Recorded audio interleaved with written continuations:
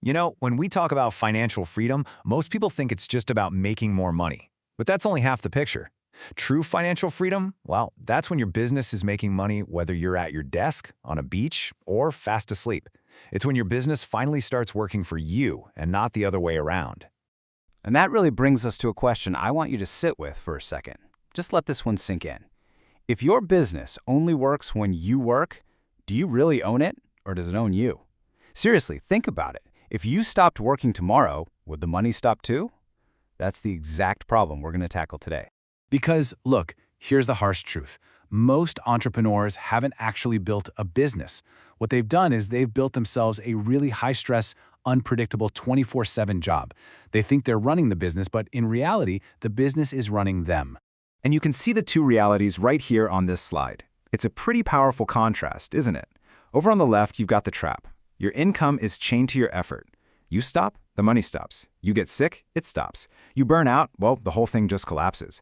But on the right, that's the goal. An income that's completely independent of you. A business that's designed from the ground up for freedom. A business that actually gets stronger even without you. So how do so many smart people get stuck on the left side of that chart? Well, they fall for the biggest lie of hustle culture. You've heard it a million times. Just grind harder, work 24/7. You can sleep when you're dead. But here's the secret. You don't build freedom by working harder. You build freedom by designing a business that doesn't need you to work so hard. So to get out of that trap, you need to make a fundamental shift in how you think. You have to stop being just a worker in your company and start being the architect who designs the entire machine. And this slide just perfectly illustrates that difference. See, the worker's always focused on effort. They're asking, how can I work harder? How can I do more? But the architect, they focus on the structure. They ask a completely different and way more powerful question. How do I build something that works without me? And that's the key takeaway right there. You can't scale your own personal effort, but you can absolutely scale good systems and a solid structure. So where does an architect start? Well, the very first step is designing for predictability. This right here, this is the foundation of your freedom. It means your business has a reliable, repeatable way to get customers, to serve them, and to handle the money.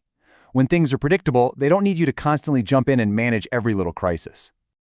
So you're probably asking, okay, how do we actually build this thing? Well, it's not magic, and it's not luck. It's a blueprint. So let's walk through the actual step-by-step path to take your business from being totally dependent on you to being truly independent. And here are the 4 core phases. It's that simple. First, you've got to design intentionally.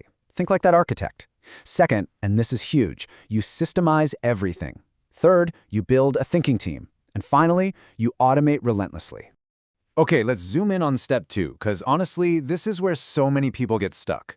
If your business needs your brain to make every little decision, you don't really have a business. You just have organized chaos. The goal here is simple. Get all that brilliant knowledge out of your head and turn it into clear, repeatable instructions that live outside of your head. That right there is how you make yourself replaceable, and that's a good thing.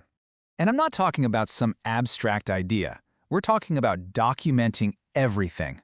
I mean, how are customers onboarded? How is your product or service delivered? How are complaints handled?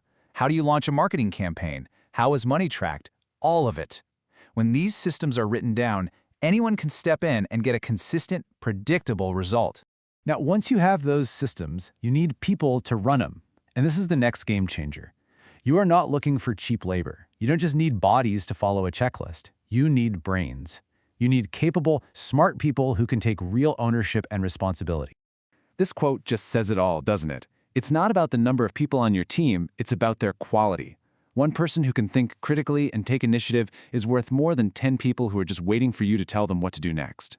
Give people a mission, not just a to-do list, and you'll build a team that can truly run without you. All right, now for the secret weapon, the real force multiplier, automation. Technology is the engine that can run your systems 24/7. I mean, it doesn't get tired, it doesn't complain, and it never calls in sick. This is how you turn repeatable tasks into an engine that works for you even while you sleep. So, what can you automate? Oh man, just think of all the repetitive stuff. Things like customer onboarding emails, follow-ups, scheduling meetings. What about payment processing and marketing sequences running all on their own? Every single one of these tasks that you or your team does manually can be handed over to technology. That frees up an incredible amount of time and gives you true leverage. So, Why do all this? Why go through the effort of designing, systemizing, and automating?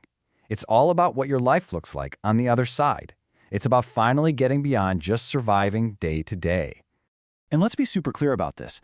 The point of all this isn't to become lazy or to stop working completely. Not at all.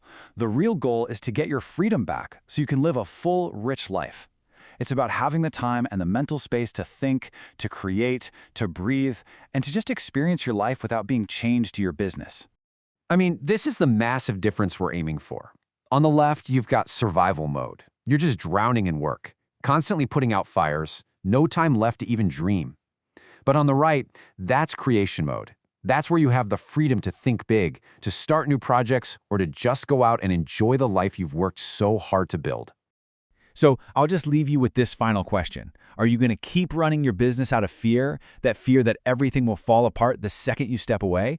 Or are you going to start designing it with intention, building the systems, the team, and the automation that will finally, truly set you free? The choice, as always, is yours.